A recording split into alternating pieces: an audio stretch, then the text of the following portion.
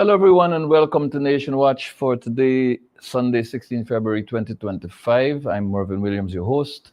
Thank you for joining us from wherever you're joining us. I trust that you will stay with us for the duration of the program as you usually do. Today, the Burnham Foundation organized a church service in commemoration of the 102nd birth anniversary of the party's founder leader, Lyndon Forbes Sampson Burnham. Mr. Burnham was born on the 20th of February 1923 and died on the 6th of August 1985. Mr. Burnham served as, and this is from memory, as Minister of Education in, I believe, the first government of self-governed British Guyana. He was, prior to that, I believe, mayor of Georgetown for a few terms. Mr. Burnham eventually became premier of British Guyana and later on prime minister of independent Guyana, having led our nation to independence. His work continued, and in 1970, he led Guyana in the separation from the crown to become a republic. And later on in 1980, via a new constitution, Mr. Burnham became Guyana's first executive president. He was considered one of the founding fathers of the Caribbean Free Trade Area, later the Caribbean Community. Mr. Burnham embraced the non-aligned movement when it was most important in the history of our country. He supported the African liberation struggles. Mr. Burnham was voted for his work as a political leader, as an internationally respected leader, as the Caribbean man of the century. Mr. Burnham is regarded by many as the father of this nation. Mr. Burnham was not liked by all, but respected by all. And so his 102nd birth anniversary comes up in a few days, and his party, the party that he founded, the party that he led from the 13th of February 1955, has matured into a 70-year-old political party and held by many, including myself, as the strongest mass-based political party in this country. I want to, before I bring my guest in, I want to address a few issues. You see, when we in the political opposition speak about issues and address our constituents on matters, we often find ourselves being condemned by the People's Progressive Party, and sometimes even by some of our own. Rather unfortunate, but true. But when Bharat Jagdeo and the People's Progressive Party steps out there and misinform this nation, when Jagdeo reaches back into history conveniently and speaks about the PNC having banned foods and people being criminalized for eating certain foods. Particularly, I recall a certain minister of government referring to something named sardine in the parliament. I believe he meant sardines. Very, very few people come out and make statements, factual statements about these matters. Very few people come out and tell the nation that Guyana, like every other country in the world, was reeling from outrageous oil prices, a tremendous negatively impacting oil crisis which started in the 1970s, resulting in all sorts of economic hardships for every country in the world, even the United States of America. And people do not remind Jagdeo that Dr. Jagan was a part of the policy-making, decision-making operation apparatus that resulted in Guyana going in the direction of restricting the import of certain foods. Jagdeo seems to forget, and not many have the guts to remind him, that it was Jagan's critical support to Forbes Burnham that allowed us to go down a path that lifted us as a nation from the crash. When Guyana imported cod saltfish from the United Kingdom, we started to produce Bangameri and Basha saltfish in this country. When tomatoes and boro was imported from other territories in the Caribbean, Guyana started to plant its own food.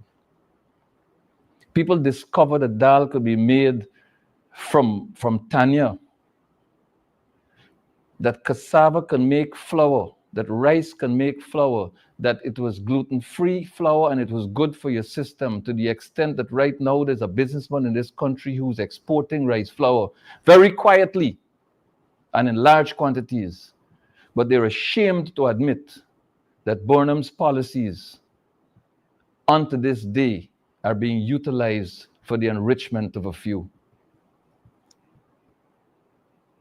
No one is speaking to Jagdeo about these issues, and Jagdeo is avoiding these issues like the plague, seeking only to hold on to this nonsense about food being banned. When Jagdeo and Ali are silent about allegations of corruption, we remember Sugate. Do you remember Sugate? Do you remember who was the man who handled all the arrangements?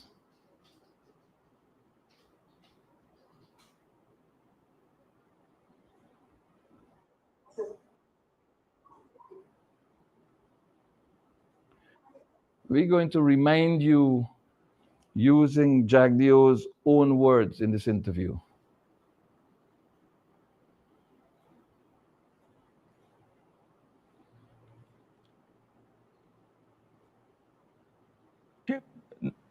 Nothing. He's a tenant in my place. Yeah. And he's a good friend of yours? Who the person is, I can't comment on anonymous people. Okay, well, let's talk about specific individuals. What is your relationship with Mr. Sujurong?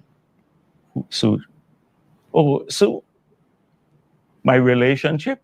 That's good enough. Nothing. As a reminder to us about allegations of corruption. Allegations of corruption at the highest level. We don't remind Jagdeo about this often enough. But he and Ali can come and criticize and condemn opposition figures for speaking to their constituency, for speaking to their constituents. And when the minister of government, the sitting minister of government, was accused of a criminal action, criminal behavior involving a minor female, we didn't hear Jagdeo condemning the minister. We didn't hear Ali condemning this minister. Instead, we heard this minister saying that he asked the president to allow him to proceed on leave. But they have the gumption to attack opposition leaders, to attack opposition political activists when they speak to their constituents about matters. When they awarded a contract to a controversial talk show host in this country for large sums of money, $160 million and all sorts of fancy money. And no work is done after years of the award of the contract, as is reported by the Stabroek News. They didn't condemn the man and insist that he completes the project. Instead, Jagdeo says he doesn't go to cabinet, so he was unaware that the man was awarded the contract. Whether you were unaware or not at the time, you're aware now. What have you done about it? Criticize that. Talk about that. And when the Bamia school was given to people without experience in building a foul pen, and that contract is now more than 2 years behind schedule, cannot be delivered. Cannot be delivered. Although the umpteenth deadline was given in January of 2025, it still has not been handed over as far as we know. Criticize that, Jagdeo. Criticize that, Ali. And leave the opposition leaders of this country alone to speak to their constituents. It was Jagdeo who talked about who going out there and beating drums and doing all sorts of things. It was Jagdeo who said, when Granger and Harmon and company come to your village, chase them out. Walk behind them and chase them out. Where was the ERC? Where were the righteous among us in our own political party? Where were they to condemn these people? But they condemn leaders within the opposition ranks. And some of us in our own political opposition now have halos over our heads and join in condemning our own. When there were all sorts of allegations of corruption in the Guyana police force, when a statement or a document purporting to be a statement surfaced, admitting that the highest ranking official in the Guyana police force collected a sum of $8.5 million to pay the bill at an international hotel for hosting the wedding of another senior police officer. Condemn that, Jagdeo. Condemn that, Ali. But no, you promote the gentleman, confirmed him in his position as police commissioner, although many contend that he's neither certified nor qualified to hold the position. The leader of the opposition has so asserted. And when he has long passed the compulsory age of retirement, unprecedented in this country, for an acting appointee to be confirmed after having passed the age of compulsory retirement. But you don't condemn that, Ali. You don't condemn that, Jagdeo. You condemn leaders within the opposition for speaking to their constituents. You have no moral authority to do so. When the government of Irfan Ali starves this nation of information regarding the Guyana-Venezuela border controversy, failing or refusing or omitting, as the case might be, to report to this nation about a matter that touches the life of every citizen of this country. Talk about that, Jagdeo. Condemn and criticize Mohammed Irfan Ali for abdicating his duties to the people of this country by keeping us informed of what's happening with our territory, 2/3 of our territory.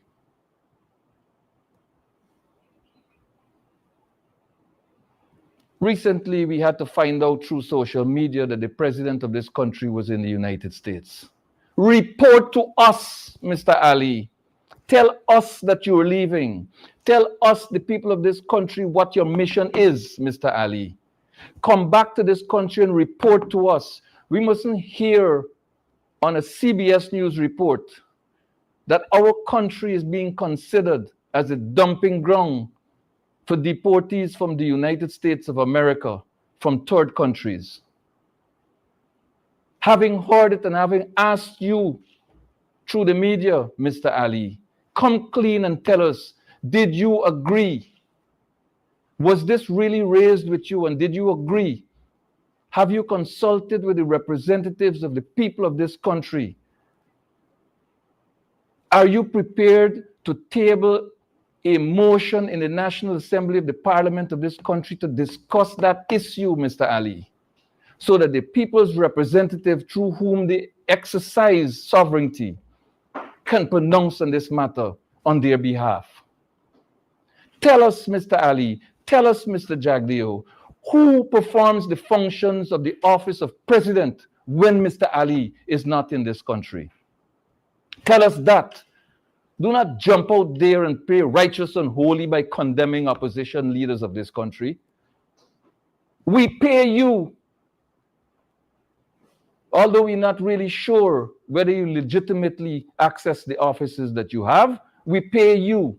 As citizens of this country, we pay you. Report to us or come to us. Mr. Ali, are you really planning to travel to the United Kingdom? What is the mission if this is true? Could you tell us?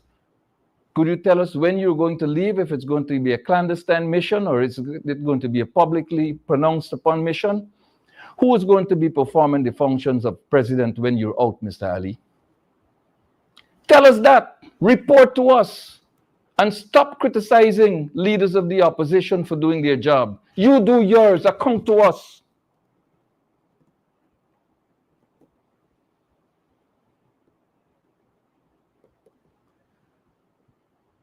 This country does not require hypocritical behavior in high office. This country requires accountability to the people. The leaders of this country must report to the citizens of this country. There must be a national conversation on the issue of engagement between the head of state of this country and the government of the United States of America as it relates to deportation. There must be a national conversation. Do not hide behind, I'm not prepared to disclose that at the moment. Come out and let's have a discourse on it. Get your priorities right and stop minding the opposition business. And to my colleagues in the opposition, I say to you, let us understand our mission.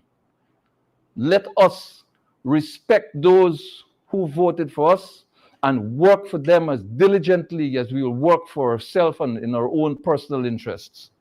Let us work for the people who support us, who want to support us, who will support us, and who will put us in the seat of government come election 2025.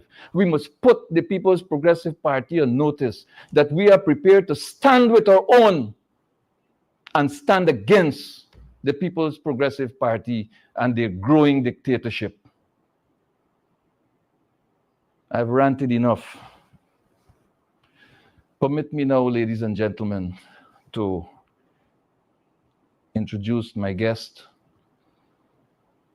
Dr. the Honorable David Hinds, co-leader of the Working People's Alliance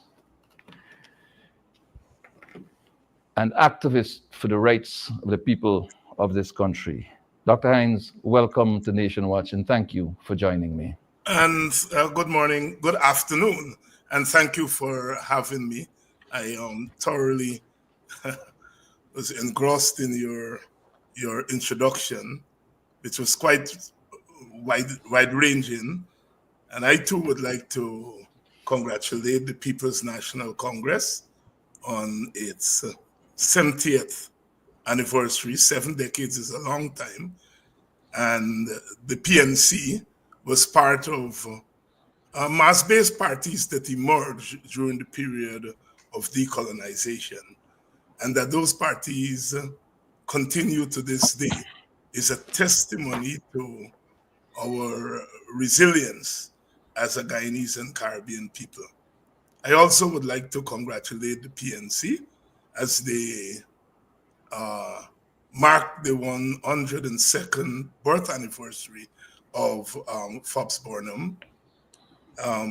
Like all political leaders, Burnham had his detractors, but I think none can deny that Burnham was a giant in an era of giants.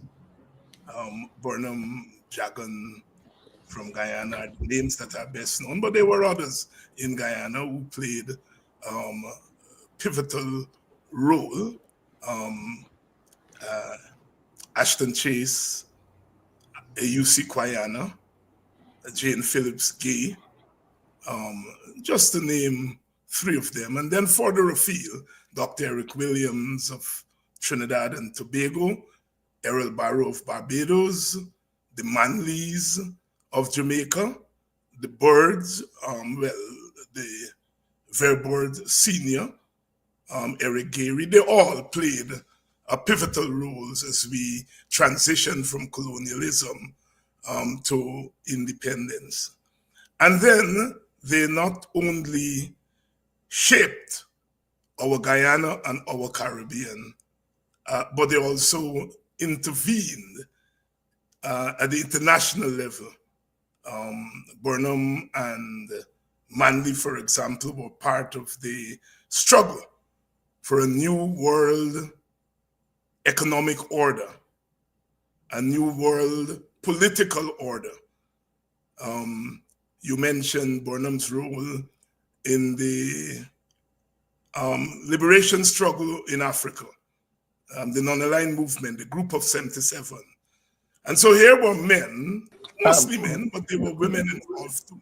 Dr. Hinds, let me just interrupt you for a moment. We had a brief interference with our power supply while you were speaking, and so we lost you for a moment.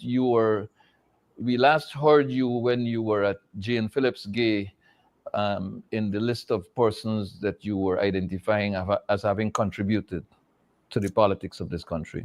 Yes, and beyond Guyana, Burnham was part of that group of leaders.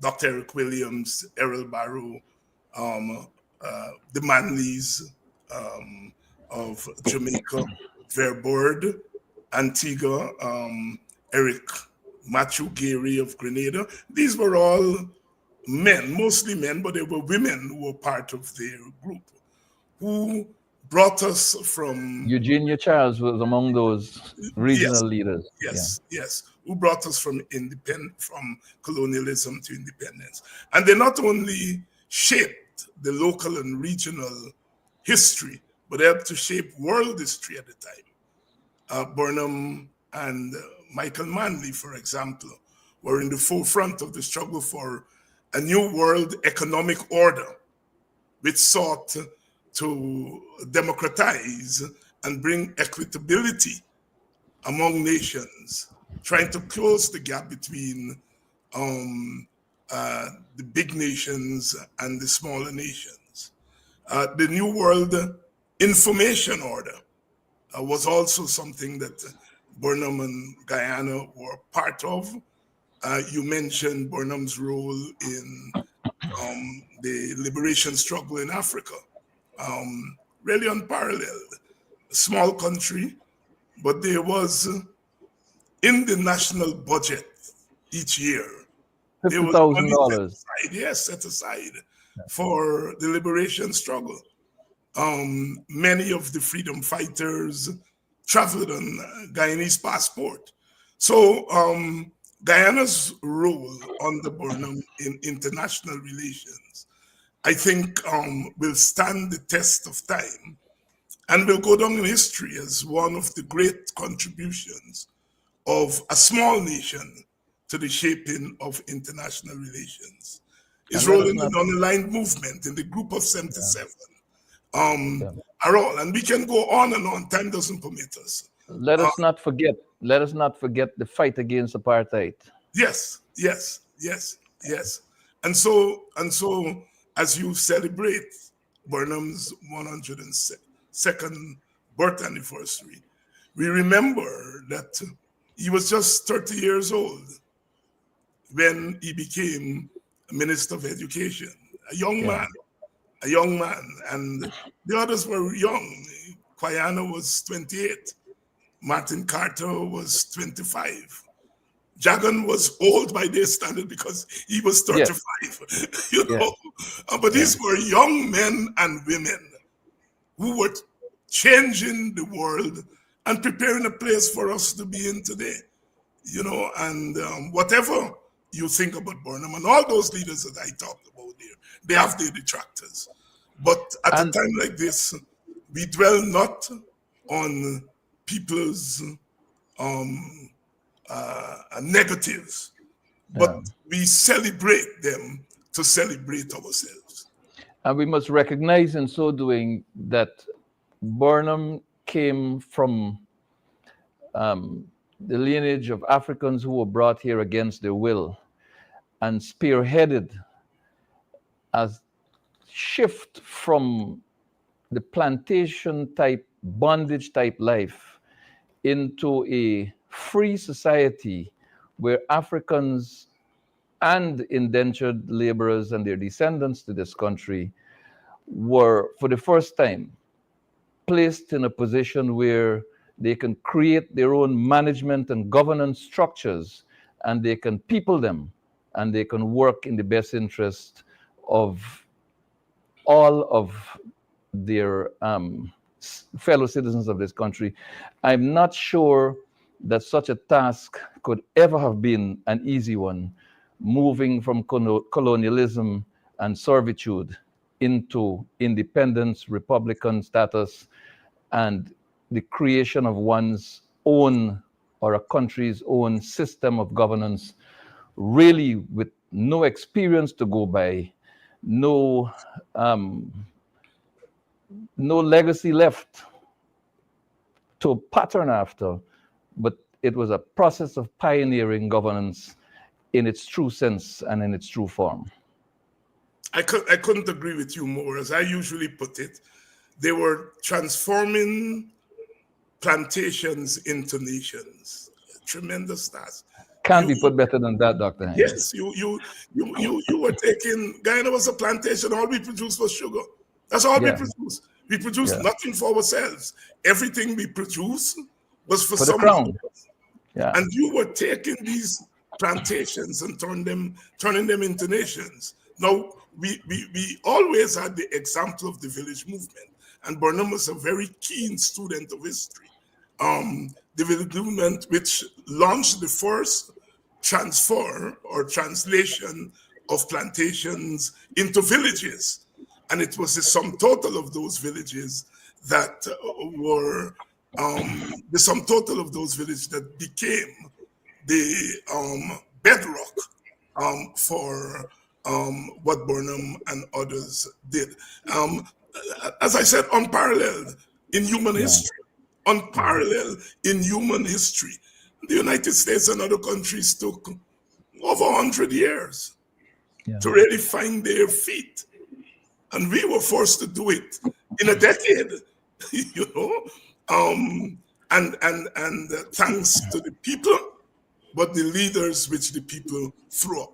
And Burnham, certainly, as I said, he was a giant in an era of giants.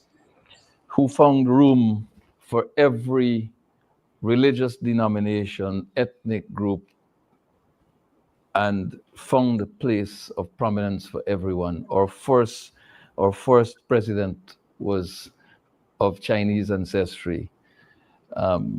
There were indigenous peoples involved in cabinets, in parliament, and all were included. Yes, and I like to tell my Indian Guyanese brothers and sisters, those holidays that you celebrate now, none of them came on the Jagan. All of them came on the Burnham. I mean, and sometimes I think the PNC doesn't play up that as much, But all of those holidays came under Burnham, not Jagan. In fact, we in the African Guyanese community may say to Mr. Burnham, you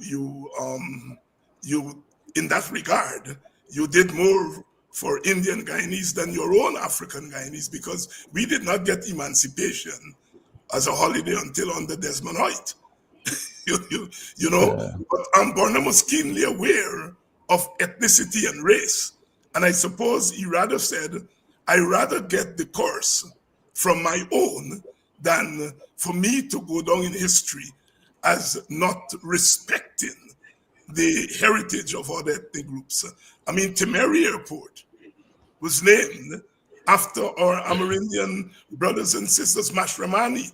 And then desecrated. And then desecrated change. The PPP who claim to love our first peoples took away their name from the national airport and give it to their leader. You know, that's a little. It was bigger and more painful than just taking away the name. That place was named after a ceremony, a spiritual ceremony. Yes. Calling on the ancestors of the indigenous people, and bringing to light the belief of our peoples, and then desecrating that place. It was a complete insult to the indigenous peoples of this country. But Dr. Hinds, we're here to discuss this whole question of poverty in this oil-rich country of ours, Guyana. And it is something that many people are not able to wrap their heads around. How is it that we are on paper such a rich country, but yet the cost of living is backbreaking? The difficult circumstances that we face in our country as citizens, the hardships that we must endure, the difficult circumstances with which we're faced. I want to focus as a starting point on the African Guyanese population as it relates to poverty. And yes, we can take the criticisms from the detractors out there whose heads are buried in the sand. That's okay. We have our business to take care of. Dr. Hinds, in this country, there is a measure of ethnic discrimination, and there is also political discrimination. And there are, in my view, three sections of society that are hardest hit. And I want to look at the African Guyanese community, and I want to present some photographic evidence of the conditions under which some communities, some African Guyanese communities live and operate. This is what we're going to look at here. If you join me as we look at this, these are communities occupied predominantly by African Guyanese. And what we're looking at here are the conditions under which these people are forced to live because of their circumstances. While, in fact, the government of Guyana says that they care about all Guyanese and that they're creating housing for all. And when we look at what, in fact, the conditions are that African Guyanese in the city live under, we do a comparison with what obtains in other communities, it is rather instructive. And I wouldn't be surprised if the ERC writes me on this.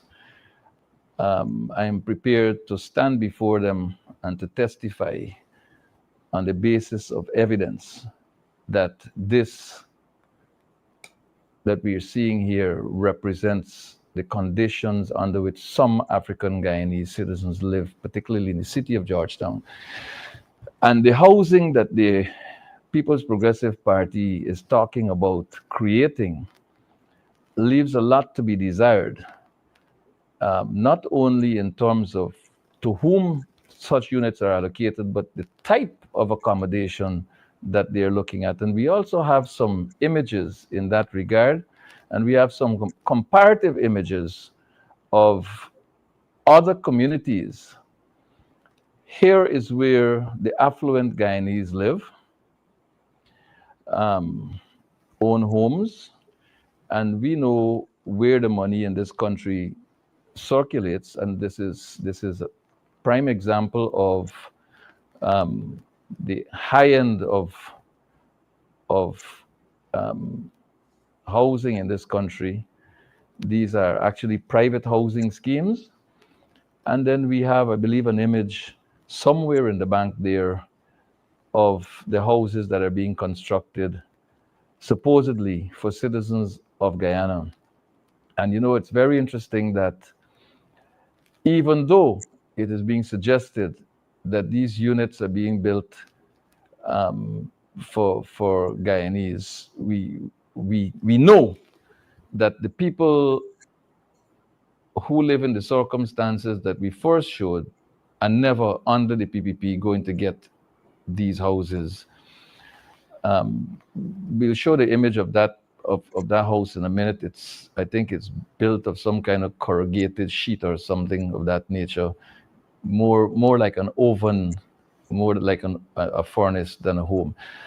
Dr. Hinds, what are the consequences? These are the structures that are being built for citizens of the country. Just put it up there and let it stay there for a bit and soak in. Dr. Hinds, what are the consequences of continued marginalization of a large group of citizens and the continued existence in circumstances of poverty as depicted by those pictures? What are the consequences for the nation as a whole? I mean, there might be some short-term objective of the People's Progressive Party that we might be familiar with, but in the longer term, if this is allowed to continue, what are the consequences for us as a country? Yeah, I think that's a very instructive question. And let me preface it by saying these structures that you have on the screen, there are nothing more than glorified lodges, you know, upgraded lodges. And those young people in our audience who may not remember what lodges look like, the housing for our Indian Guyanese brothers and sisters on the sugar plantations. And when you see these structures, you ask yourself whether our leaders have a sense of history, whether they have a human touch. Because, you know, you build these kinds of little boxes for people. What are you saying to them? You're saying to them, you may have come out of indentureship. You may have come out of slavery. You may have come out of the, some of you may have come out of the bush, as we like to say. But your circumstances do not permit us to, in a symbolic way, show that you've moved from the lodges, the barrack yard, the nigger yard, the bush into modernity. These little things there are a reminder that our government has resisted bringing our people into modernity. No modern government with the kind of money that our country has will build these things. Bob Marley referred to them as concrete jungle, because that's what you're creating here. And when you put people to live in jungles, they develop the jungle mentality. And you, instead of moving the country forward, you are really moving the country backward, because you are not investing in human capital. You're not investing in human beings. So you may have big skyscrapers in other parts of the country, but your people remain in this state of plantationhood. And you cannot develop a country like that. Ultimately, over time, because these people are human beings, they will rebel against their conditions. You see, in the 1930s, from the Bahamas in the north to Guyana in the south, the workers rose up against British colonialism in what is now known derogatively as the 1930s riots. And these workers, led by their trade unions, were protesting against bad working conditions, bad living conditions, poor wages.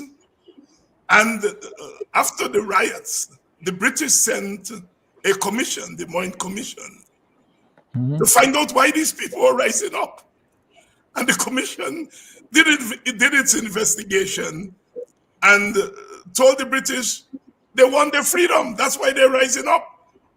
They want to be free. Now, the British, imagine you enslave and colonize people for 3 centuries, and they're rising up, and you're asking why they're rising up. Why? Exactly. You see, they're rising up because they're human beings. And ultimately, this is not going to be sustainable in Guyana. People are going to find ways, either with their leadership, their political leadership, their trade union leadership, or without. They are going to find ways to rise up. And we're going to be in a permanent state of instability. The way you get out of a permanent state of instability is to invest in people, invest in raising their living standards. Now, we brought a lot of things out of colonialism, but perhaps the most hurting and the most fundamentally backward thing that we brought out of colonialism is poverty. And poverty has remained there around the collective neck of our people. And this government has the opportunity to tackle poverty as an issue that is embedded in the psyche, in the infrastructure of our country, and that via policy, if you go after poverty, you are going to unlock so many other things. If we solve poverty, we solve education, we solve healthcare, we solve employment. Because as people get out of poverty, they become more skilled, their labor would be worth more, their wages will go up, and so on. So any sensible government, any humane government will tackle poverty as an urgent necessity, because it is what is holding back our country. It is what will keep our country in this state of imbalance, in this state of anxiety, in this state of human imprisonment. And you don't want that for development. Now, you mentioned poverty as it manifests itself in the 3 ethnic groups. All ethnic groups, as you're right, all 3 ethnic groups live in poverty for the most part. Most of their people live in poverty. It is just that the poverty manifests itself differently in each community because each has its own history. Our Amerindian brothers and sisters, confined to the hinterland, which really is a nice word for the backlands. They're out of sight. They are people. We're going to be dealing with that as a substantive issue. Yes. But the thing here is that, again, I have issues with us as opposition parties, particularly my party, the People's National Congress Reform. I have issues with us not going out there and taking the information that exposes the People's Progressive Party for what and who they really are. This on the screen is what they are offering to our citizens as housing, for which they must pay. They must go to the bank, they must get mortgages, and they must pay. And according to Ali, this increases their worth, and they have no financial leverage that they can use to go and build businesses.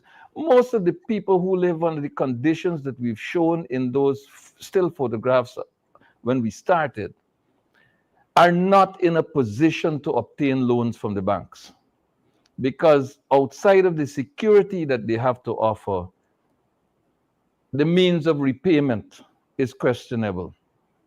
The circumstances under which they live present them in such a way that the institutions are prejudiced against them.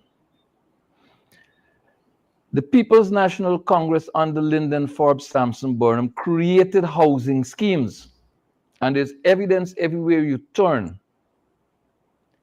Outside of the joint services scheme, outside of the stevedore scheme, outside of the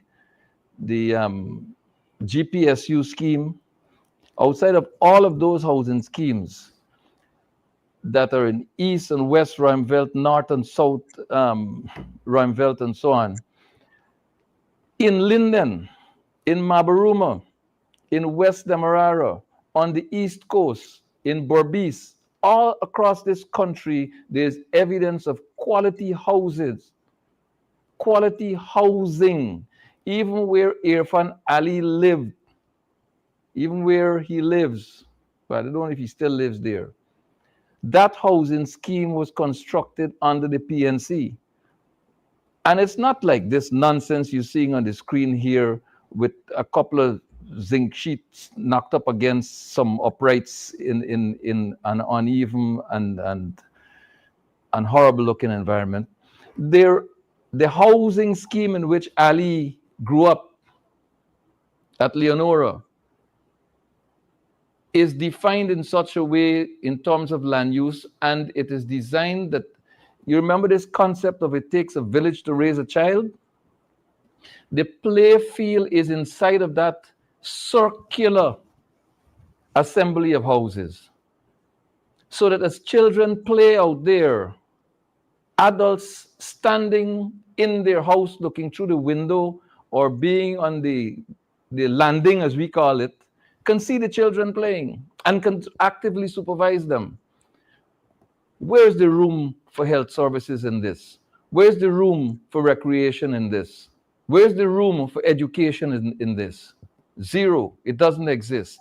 The PNC created housing schemes and gave people keys to their buildings, involved people in the construction of their homes.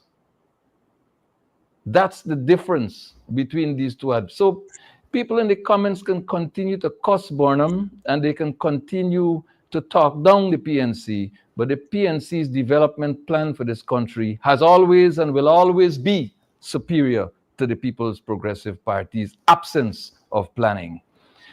Dr. Hinds, there's another particular group in this country that lives in abject poverty. And this is a large cross-section of the East Indian population of this country. If you were to go to Region 3, for example, and you were to go to the Parika Sea Dam, or to the Anna Katerina Sea Dam, or you were to go in, you know, I'll ask viewers to forgive me using these words, but these are actually the names of these housing schemes. Shit and Shai, Skull City, Plastic City. These are places where Guyanese citizens live. Container City.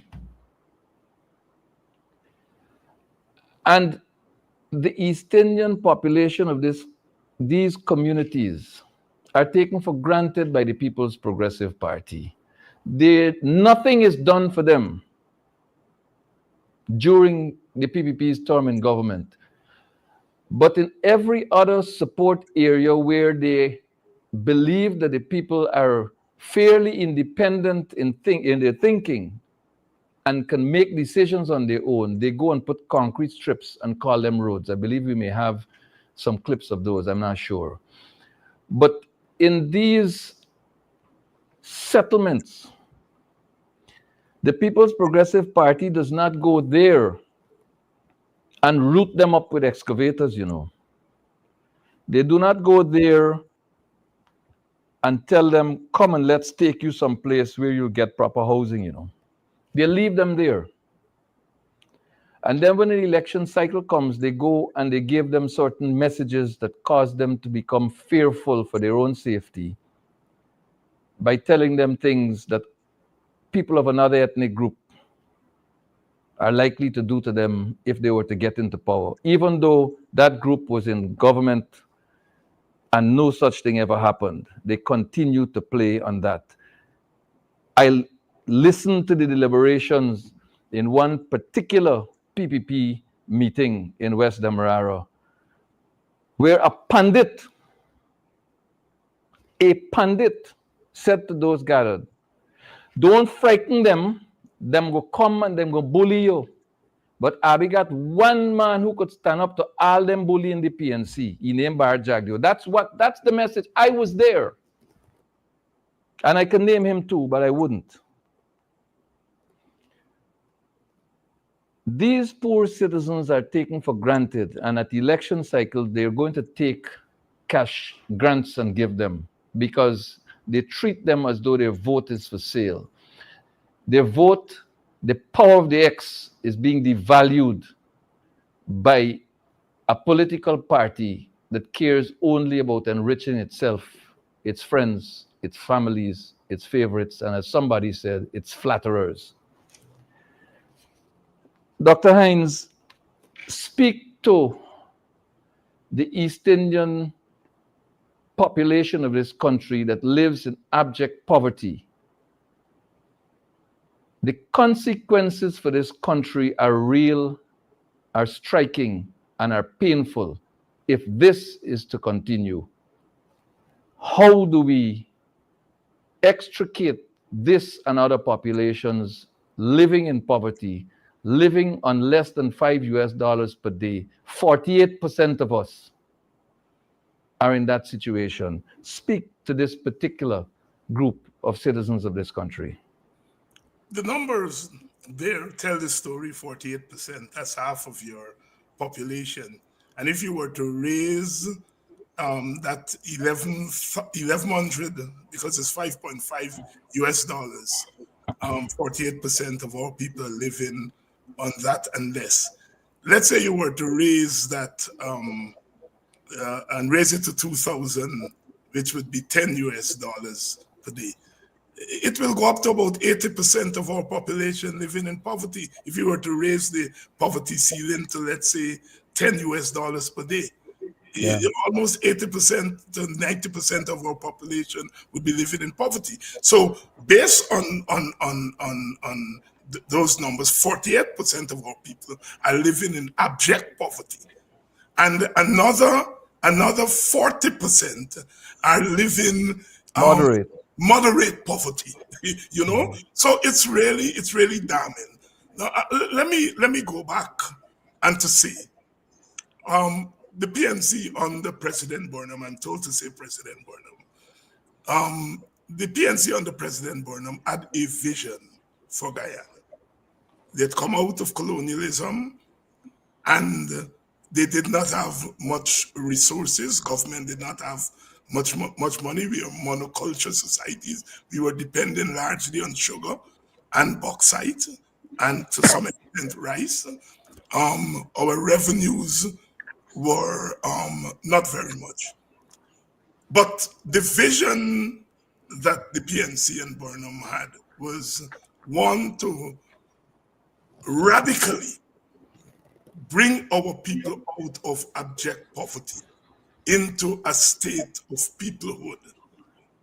And they had to make choices. Are we going to spend on bridges and roads and skyscrapers? Or are we going to spend on education and housing and healthcare? And if you go back and look at their program, they spent on housing. You enumerated the housing schemes, right? So I don't have to go there over. So housing was a priority. Education was a priority. You and I are testimony to that priority. At least 12% of the budget went there. That's right. Healthcare was a priority. Then they did spend on infrastructure. We look at the bridges, the bridge over the Mararo River and so on and so forth. But the emphasis was on human development, housing, education, health. And so they had a vision of where they wanted to take the country. And their policy priorities flow from that vision. Let's fast forward. What is the vision of the PPP? The vision Division. Division. The vision of the PPP is to create a small group at the top that is going to dominate the rest of the society. So they're not going to spend on housing for the poor, or education for the poor, or healthcare for the poor. They're going to go in those sectors and they're going to spend on infrastructure, because infrastructure becomes now the means by which you transfer resources to that oligarchy elite at the top. That is their vision for Guyana. And so out of the vision comes the policy or lack thereof. When you build these houses, as I said before, you are sending a message about your priority. And that your priority is really not to pull people out of poverty, because people are not going to come out of poverty when you put them in these boxes.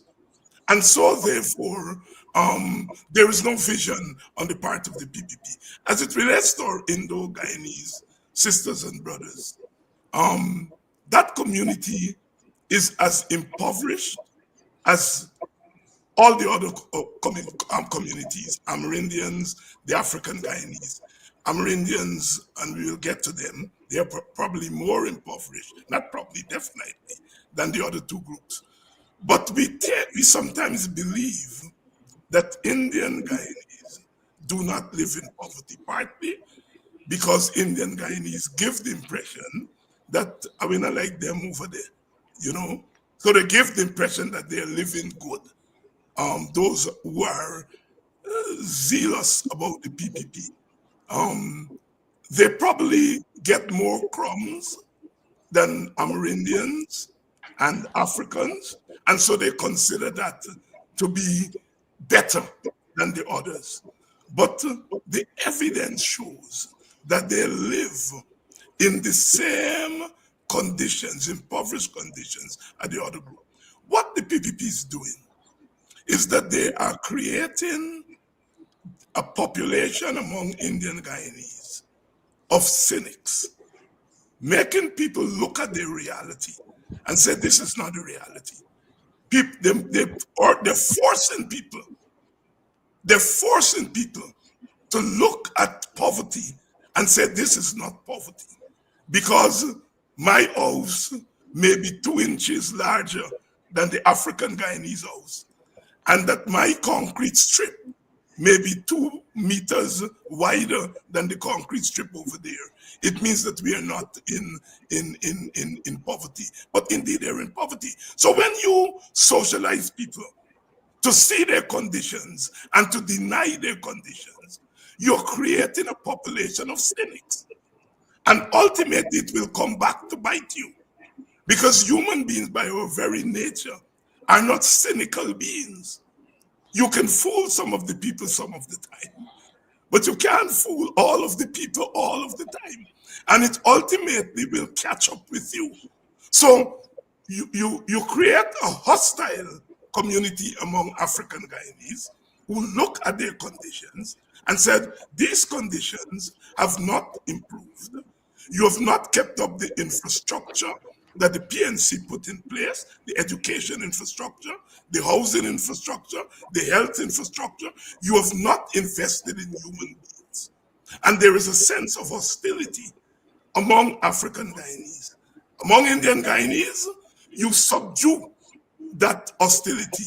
You tell them, this is not what you are seeing. So you end up producing two societies, two communities in the larger society. One that becomes cynical, the other one becomes hostile. Ultimately, when the two meet, it adds up to instability in the country. It adds up to a sense of not owning the country, a sense of not owning your communities. And so what people do, those who can escape from the country, escape. They migrate. Those who can't migrate, they live there, but they drift along, and no country can develop with communities of drifters. I want to take a look at the hinterland setting. Dr. Hinds, indigenous peoples in this country, according to those reports that flow from studies done, are really the poorest of the poor in this country. With the size of the budget that we now have, and I'm reliably told that somewhere in the region of 55% of this budget is dedicated to infrastructure works. The infrastructure budget 2025 is larger than the budgets that the APNU AFC had to work with.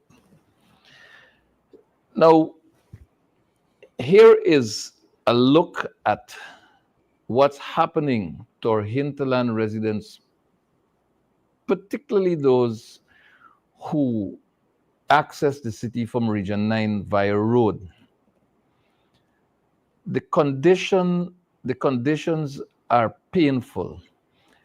One would imagine that leaving a set of impoverished conditions in a village setting and heading to what is the capital city of our country, that the journey itself would be a revelation, removing one from a particular setting and taking one to a more comfortable and enjoyable sort of environment. Money is being expended on infrastructure. Grants are being given as part of a massive rigging scheme to buy votes in indigenous communities. But the real issues that confront the indigenous peoples, the issue of poverty, the issue of high cost of living, the issue of not being able to access certain basic public service facilities, these are not being addressed.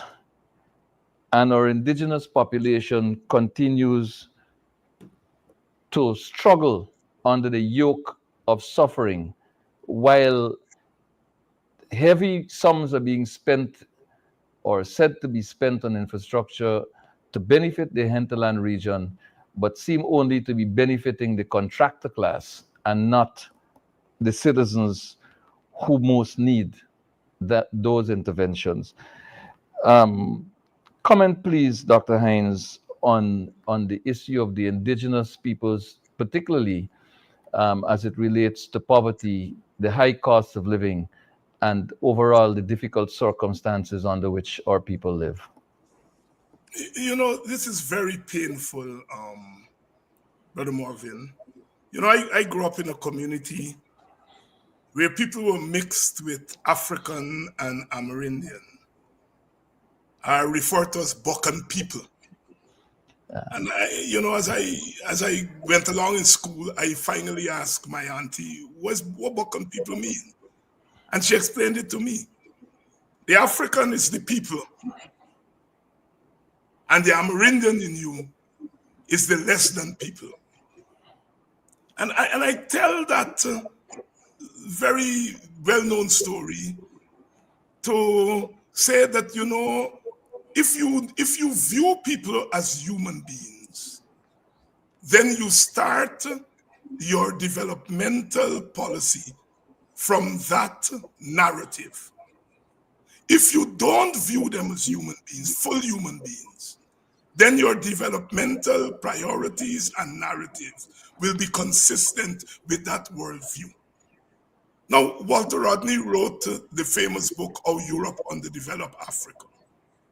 And we can look at the Native American, the Amerindian history, and say, oh, the Columbus experiment, the Columbus adventure underdeveloped our Amerindian communities.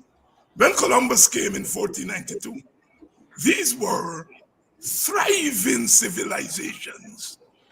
I remember as a schoolboy reading about the Incas, and I was fascinated with the technological advancements. Oh my goodness! I remember that to this day I was in love with the Incas. Technology. And don't forget the Mayas and their the Mayas, you see, and the Aztecs, and we can go on and on and on and on. All right. The term Caribbean comes from Carib. Oh, Carib, brothers and sisters. And so I am saying that. That's my people, if it may interest you. Okay. That's where I come from. Okay. Oh, you're a Carib fighter. Yes. Fighter. Yes. Revolutionaries. Yes. So my point is that the Amerindian communities were not always like this. The Columbus misadventure moved them from development to underdevelopment. Therefore, what is the priority of a post-colonial government? What is the priority of post-colonialism? The priority of post-colonialism is to restore the dignity of these people, first. Second, to restore their level of development. It should be a priority. It should be a priority. I don't like the term hinterland because I know what it means. It's a glorified term for bush. All right? These people are central to our country. They are the gateway to Latin America. And so, therefore, they are as important as any people. Giving them a month that is called Heritage Month, but not giving them real transformational development is hypocrisy. And I am of the firm view that you have to have a separate developmental trajectory for the Amerindian communities. Their history is different from the history of African Guyanese and Indo-Guyanese, Indian Guyanese, and it must be treated as such. The point I'm making here, Brother Mervyn, is that in the Indian Guyanese community, the African Guyanese community, the Amerindian communities, we have to have combined development, but also separate development because the histories are separate. The Amerindian communities will require us to dig deeper in order to restore their economic viability. Look at what they gave us. All the foods that some of our ethnic communities claim today, the Amerindians gave it to us. And so therefore, any government in Guyana, as a priority, must be putting forward policies that are particular to the Amerindian communities. All three communities need affirmative action. The Amerindians need affirmative action because their history of denial is longer than the history of Africans who came here and met Amerindian people. And they came from civilizations too. They came from great civilizations in Africa. And they were underdeveloped here as slaves. And East Indians come from the great Asian civilization. And they're coming here, underdeveloped them. And so therefore, my argument is we must pursue common developmental trajectories, but side by side with those common trajectories, there must be trajectories that are particular to each community. The Amerindian community, bad health, poor education. If we think Black people and Indian people, education is poor among them, just look at the statistics. When it comes to the results at the various exams. And it is not because Amerindians are not capable of education. When an Amerindian child goes to Bishops and Queens and these big schools, they go to the University of Guyana, they perform at the same level of all ethnic groups, and in some instances, better. Just the opportunity that is required. Dr. Hinds, I want to make two observations here. If one were to look at the indigenous African and the indigenous Guyanese, one will see some serious similarities in terms of how socialization takes place. What are the societal values within those civilizations, and how they value community, how they value communal ownership, how they value cooperation, how they value this whole business of community activities. For example, there is still in some villages that are not yet overrun by PPP's injection of money for all sorts of purposes. You can still find what in the Carib language we call kayap, and I believe the machumong, I believe, I don't get the pronunciation correctly, but the folks from the North Rupununi, the Makushi people, call it that in their language, but it's all about cooperativism, where you come together to clean your village, where you come together to erect a structure for community purposes, where you come together to celebrate an accomplishment, where you come together to clean a farm, and then you move to the next, and then you move to the next until all the farms have been cleaned, and you can progress. It's similar to the African traditions. The second observation I want to make here is that at independence, the record showed that the indigenous people's population in this country was just over 4%. At the moment, I believe if the census figures are released, you will find the indigenous population ranging somewhere among 15 to 16% of the national population. And therefore, there is a campaign in the People's Progressive Party to finally recognize the importance of indigenous peoples, having regard to the need for securing their votes to get back into government.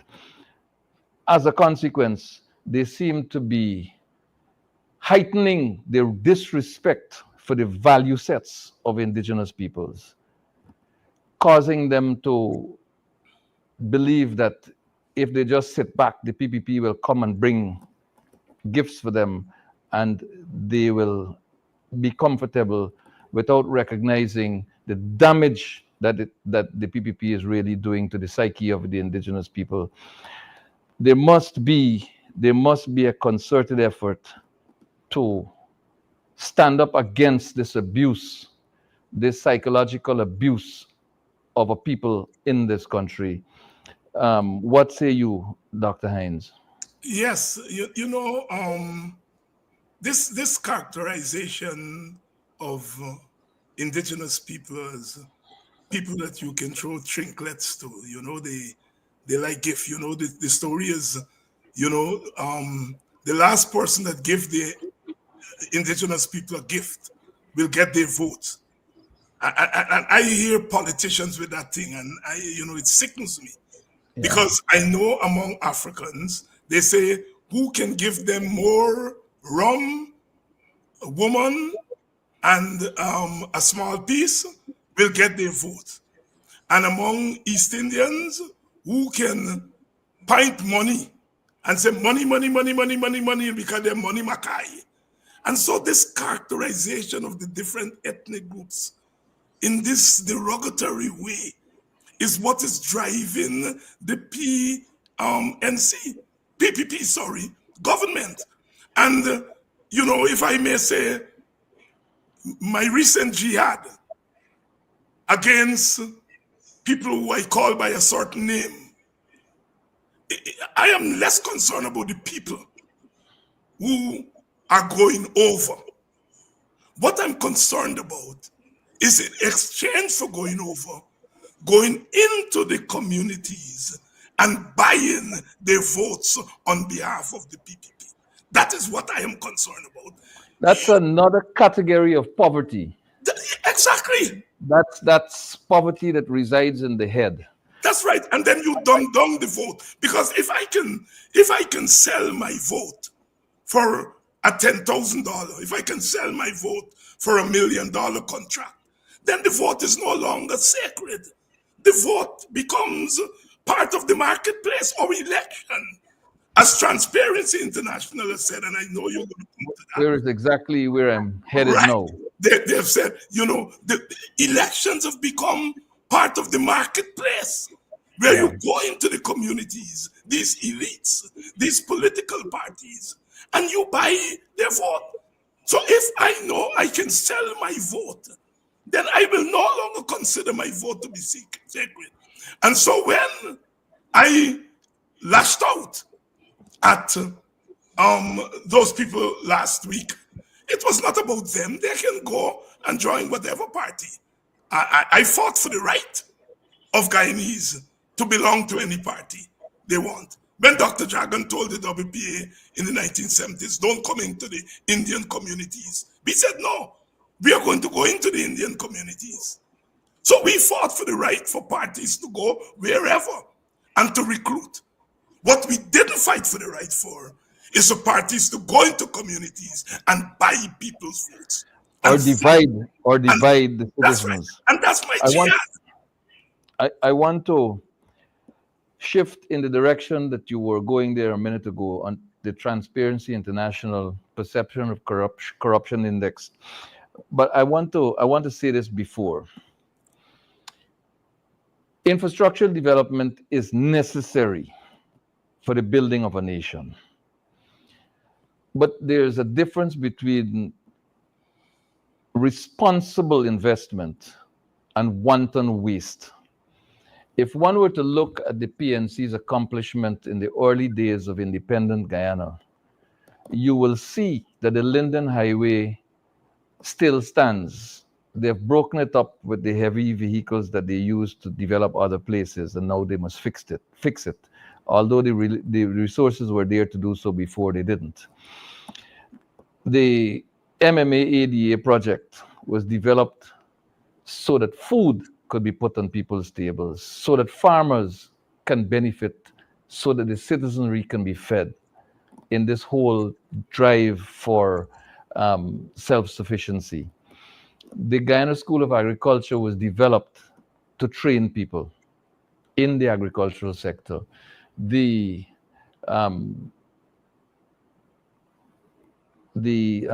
research center NARI, was developed to do scientific research so that crops can be studied, the most suitable, the best producing crops could be put in place. The University of Guyana was a set of buildings constructed to house students, to make the environment of education, imparting to people a more comfortable experience. Community high schools were constructed, recognizing that there was a need for TechVoc type education ever since then to balance with academics. The multilateral schools were constructed to bring diversity, to add to food sufficiency, to add to technical capabilities being developed and all that. The Demerara Harbor Bridge was constructed to connect 3 regions to make life easier for people, for the movement of goods and for services and people and so on. What we have now is a mad rush to spend money. So there's a bridge here, but we build the next one here. There's a road here, but we build the next one here. There is no plan that says, let's connect the 10 regions by road. This government doesn't have that plan. The opposition of which we're a part has such a plan. This government has no plan that says, let's identify where sporting talent resides and take facilities there for the development of sporting talent. This government doesn't have a plan that says, there are farms here and there are markets there. Let's ensure that the road links are created to make life easier for the farmer and goods cheaper for the consuming public. There's none of that. There is this friend here who needs a piece of land behind there, so we'll make a road here to create an access for this friend to grow. So there's a marked difference here. But up comes Transparency International and says what it says, gives Guyana the mark that perhaps makes it look even better than it ought to in the view of some. And out comes Ali, bellowing in that unstately voice that he addresses the people of this country in, and complains about Transparency International while refusing to examine where the real perception indicators are pointing. No investigation of Sugate, no investigation to determine what's happening at the Central Tender and Tender Administration Board, no investigation to determine whether the regional tender boards are functioning properly. No investigation as to why the oversights were really removed from the Natural Resource Fund. No real examination of the reason for incomplete projects and projects running on 2 years beyond deadline. None of that. But it's the opposition that is being attacked. Your take on Transparency International and this perception report that has the People's Progressive Party dancing rhythmically on hot coals. I love that. I was about to say there is no rhythm, but you know, put it rhythm on hot coals. Is that an Amerindian? Is that an Amerindian saying? It's inspired rhythm.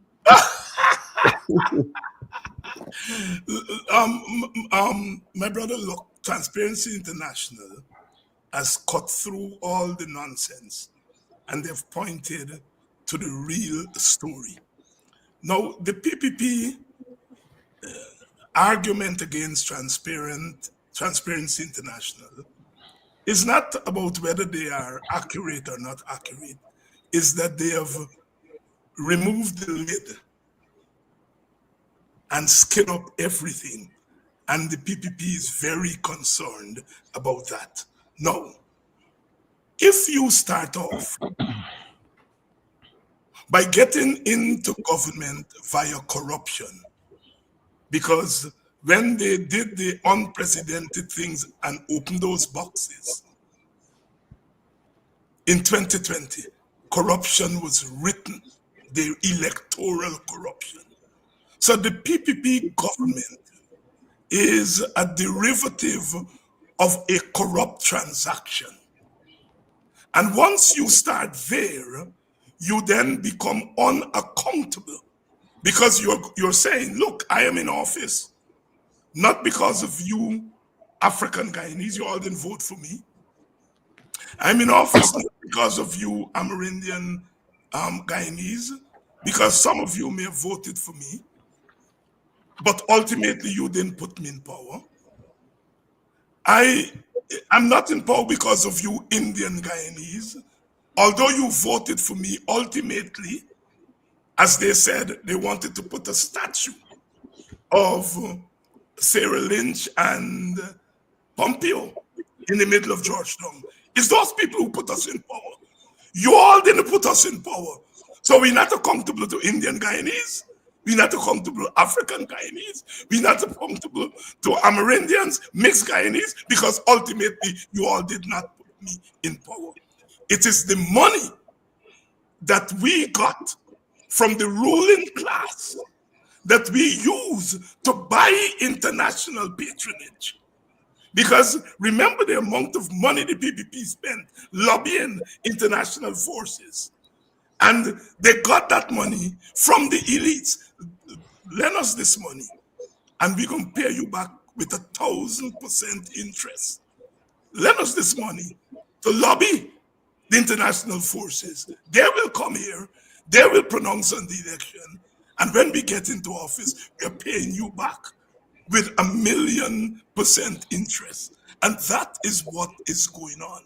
The PPP is a captive of those moneyed interests, because it is those moneyed interests that put them in power, that help them to buy the election. And once that happens, then ultimately your duty is not to your people, but to those moneyed interests. So the PPP is captive of the economic oligarchy, the political types who provide the kind of pseudo-intellectual justification for what's going on there, is what is running this country. Corruption is the order of the day, and it has to be the order of the day. This is a government that has merged the criminalized elements in the society with the state.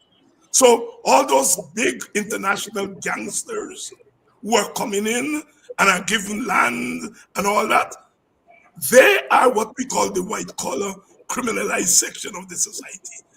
And the state, which is run by the government, becomes indistinguishable from those elements. You don't know when is the state acting or when it's the oligarchies acting.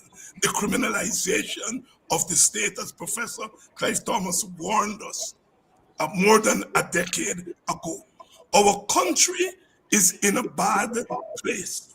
The integrity of your election is compromised, and if you start there, you end up where you are. I want to move to a very pressing issue here, Dr. Hinds.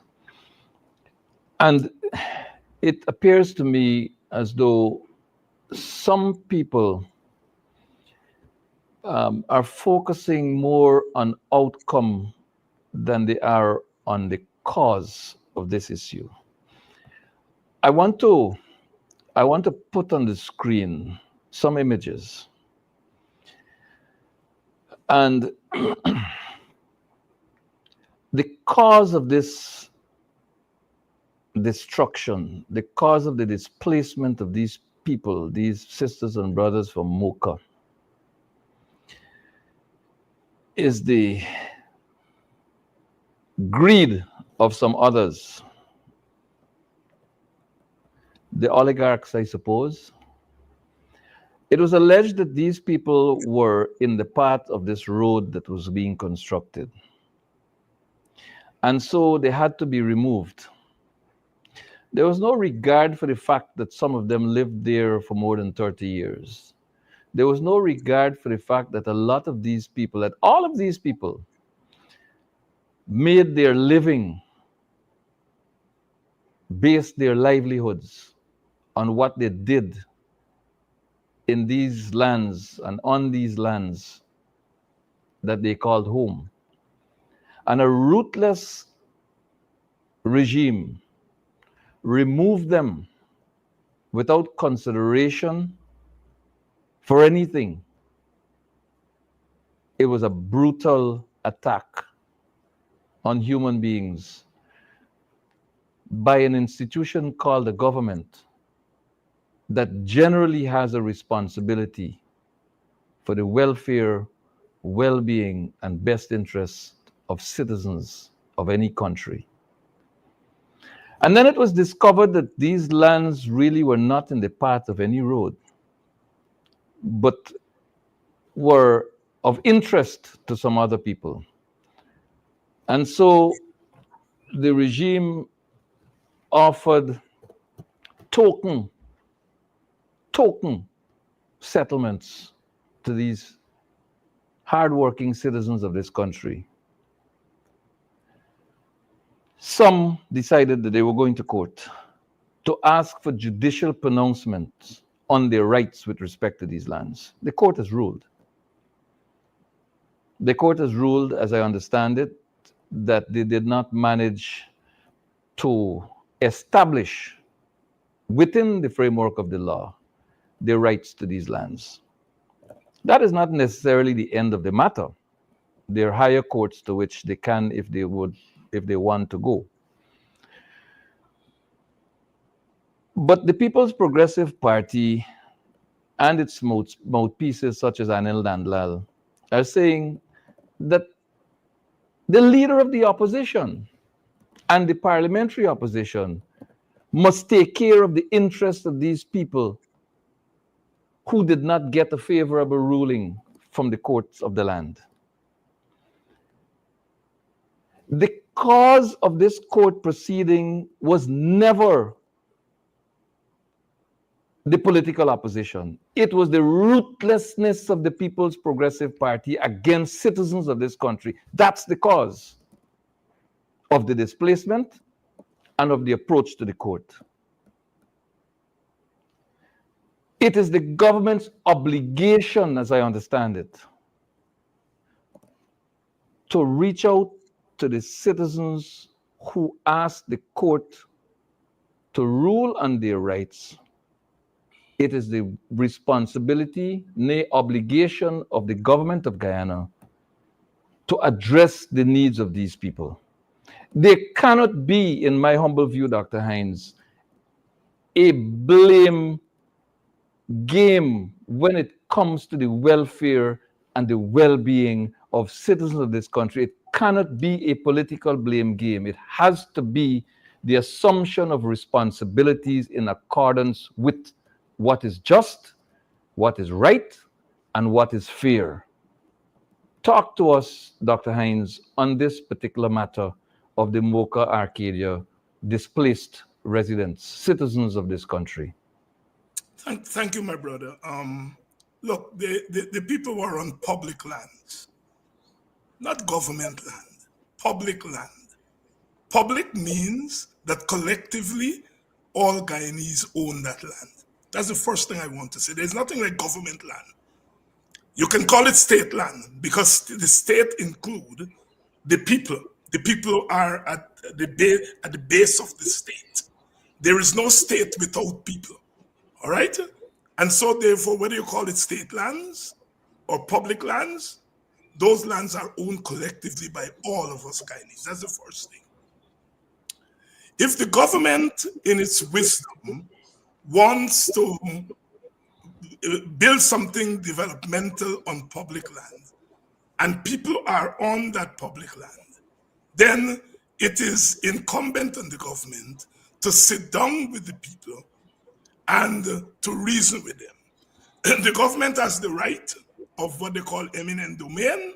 The people have the right to life and the right to a living. The people are making a living on that land. It was their livelihood. They weren't there playing cards and dominoes. They were living there for decades. It was their livelihood there. And so government has a right. The people have a right. The government's duty is to promote order. The people's duty is to affirm their freedom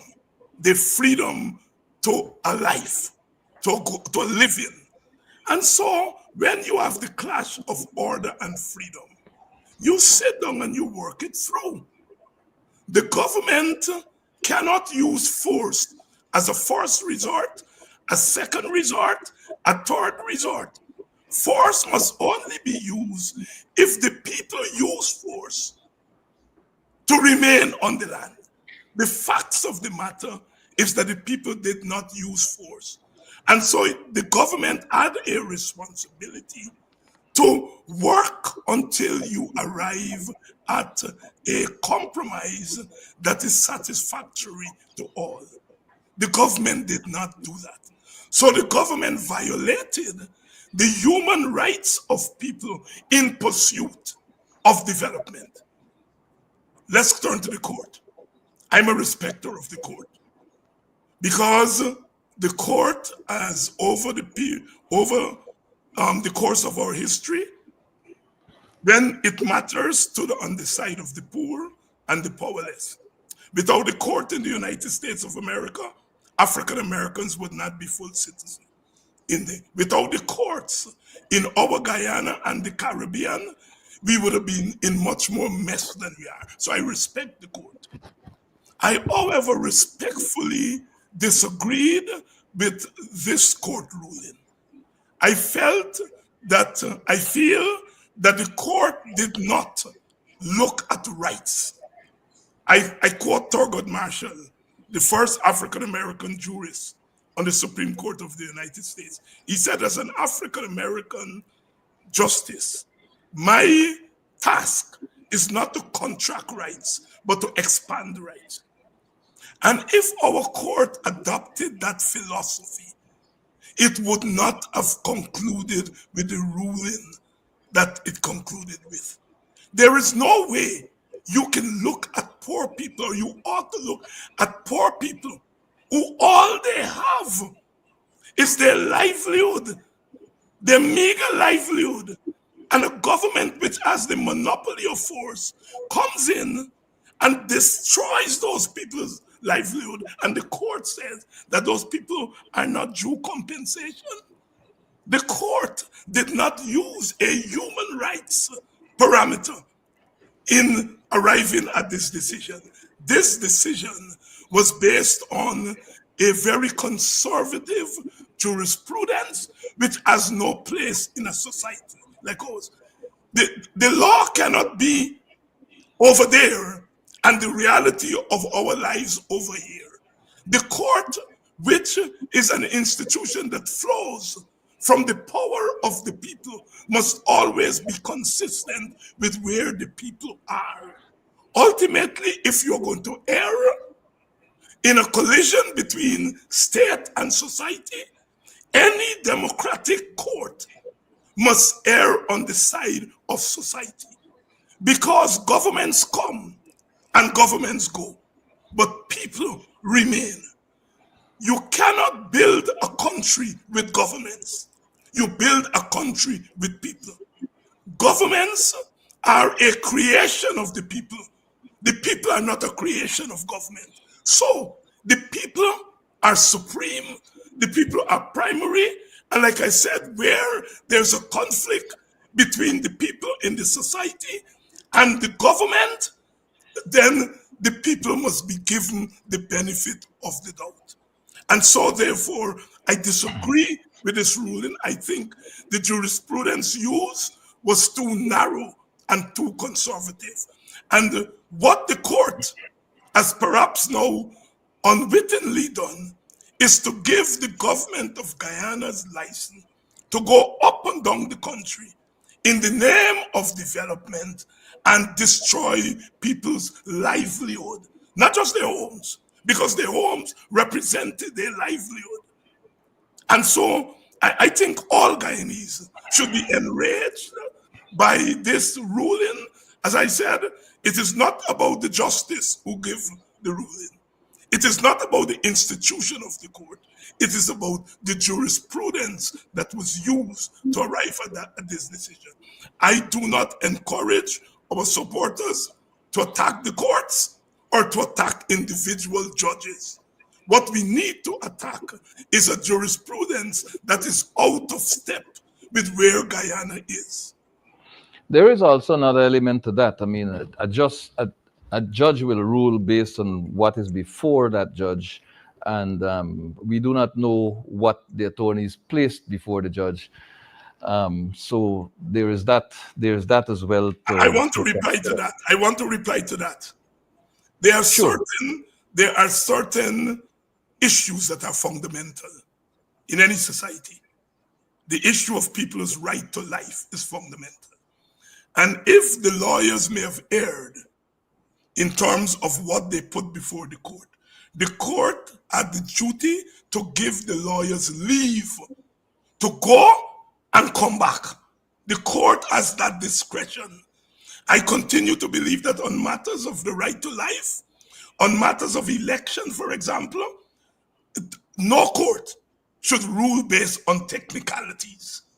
Because on elections, it's about who governs, who gets what, when, and where. If the lawyers erred, if they made procedural error, give them leave to go and fix it. This is not unknown in the courts for them to give lawyers leave to go and fix things. And on these fundamental matters of election, of the right to life, if the lawyers came up short, the court should have given them leave to go and fix it. Because this is fundamental. This is not about two men fighting on the streets and one bungie, one eye. This is about the right to life and the right to a livelihood. And there is the other issue of, to me, a vexed issue really, the making of this constitutional provision of land to the tiller as merely aspirational. I am not in support of that classification of that particular article of our Constitution.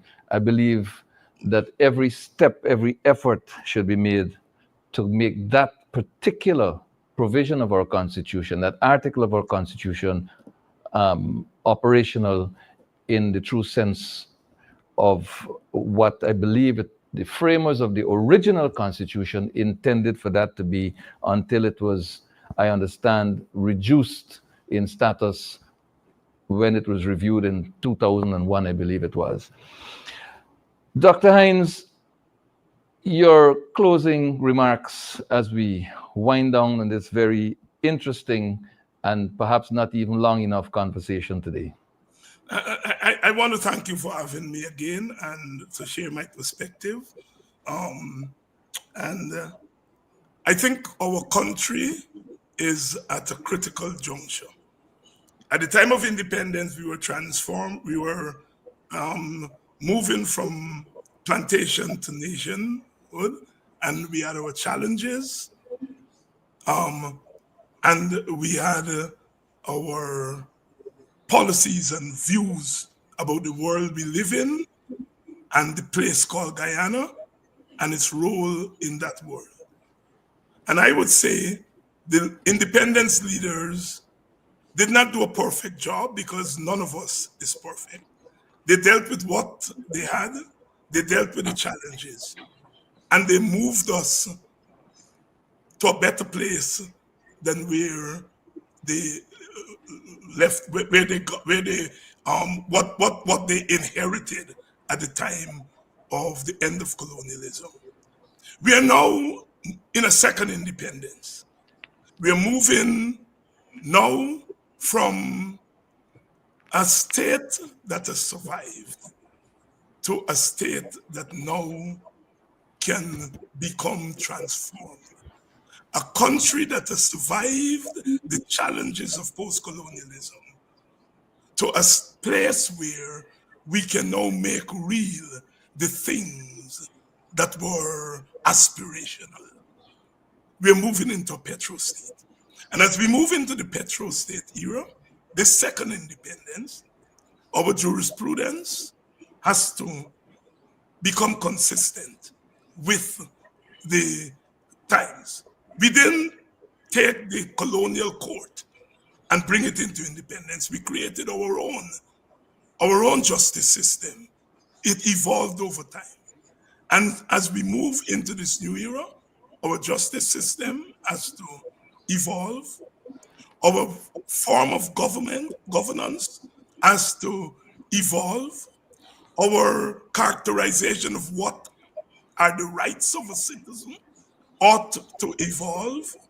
Our understanding of where people need to be in order to contribute in a tangible way to their own development ought to change.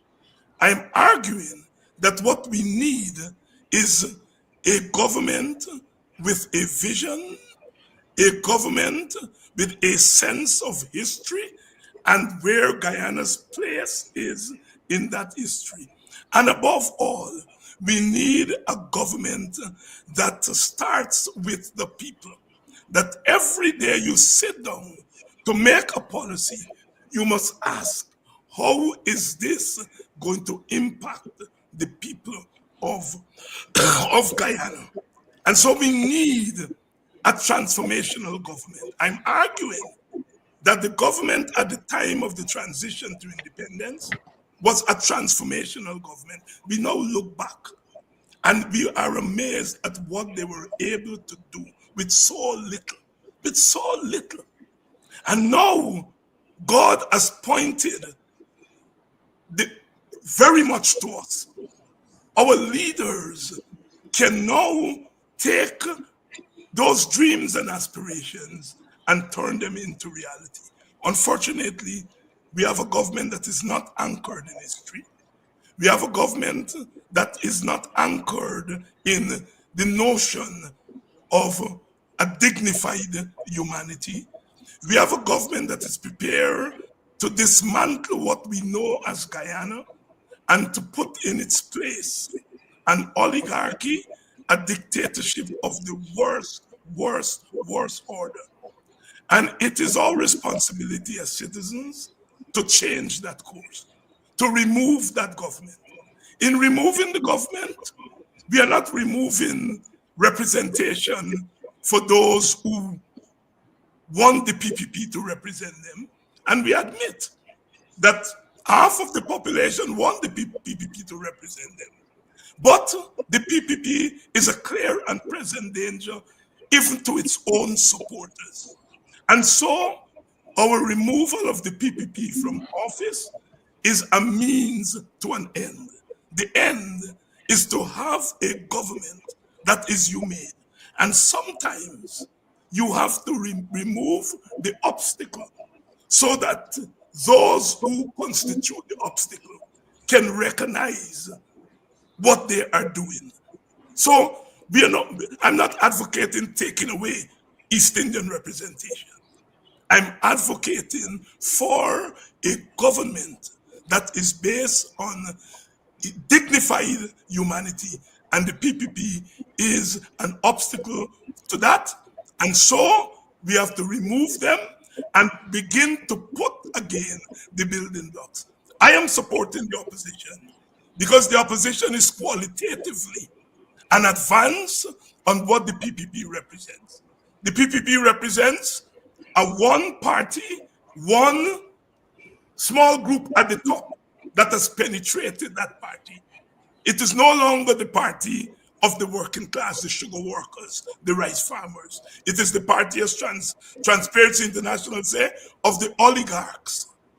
And so we have to remove them from office. As I said, I'm supporting the opposition because the opposition is talking about coalition. The opposition is talking about partnership. The opposition is talking about cooperation.